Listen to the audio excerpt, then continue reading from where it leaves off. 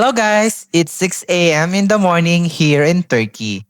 Nag-prepare na nga kami dahil after 30 minutes, dadating na ang aming travel tour na susundo sa amin. By the way, nakapag-hot air balloon ka na ba? Or gusto mo ding masubukan ng hot air balloon sa Turkey, specifically here in Cappadocia? Sa man-made cave hotel nga pala kami dito nagstay, and during this time, it's winter kaya kailangan namin ng mga pangmalakasang jacket at dobleng inner clothes. By the way, I'm a Philippine passport holder traveling to Turkey. Sa video na ito, isi-share ko sa inyo ang naging first ever experience ko sa pagsakay ko ng hot air balloon at first ever experience ko na makakita ng ganito sa personal. Medyo may kalayuan nga din yung exact location or yung ground kung saan nagte-take off ang hot air balloon sa hotel kung saan kami nagstay. Kaya 6 a.m. pa lang nakapag-prepare na kami, and besides, may ibang turista pa ang kailangan pick upin. And dahil 8 a.m. ang sunrise, yes, you heard it right. 8 a.m. ang paglitaw ng araw dito at first time ko din ma-experience yun guys na 8 a.m. na napakadilim pa din.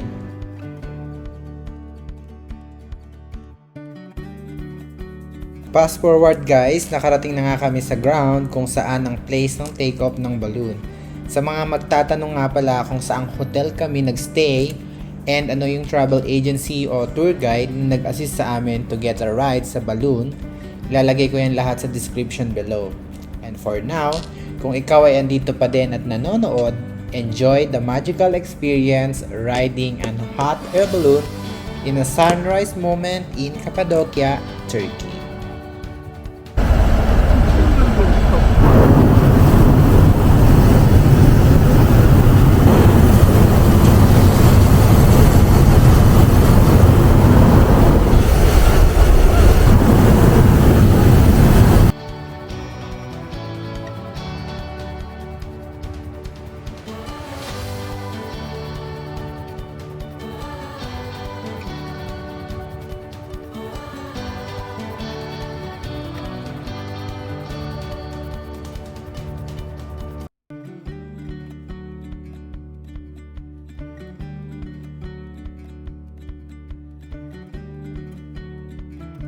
And one of the best thing happen nung araw na to guys is hindi lang yung pag-arrive namin doon sa Cappadocia. Aside from that is dahil maganda yung weather. Doon lang namin nalaman na hindi pala porkit nakapag-book ka na kahit advance booking pa yan is pwede ka nang sumakay ng balloon. So nakadepende pala yun guys sa weather.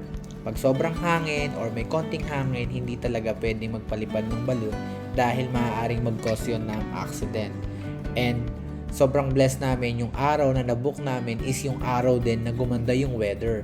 Kaya yan guys, nasakay kami ng balloon at na-experience namin at nakita namin yung kung gaano kaganda and magical yung experience na pagsakay namin ng hot air balloon.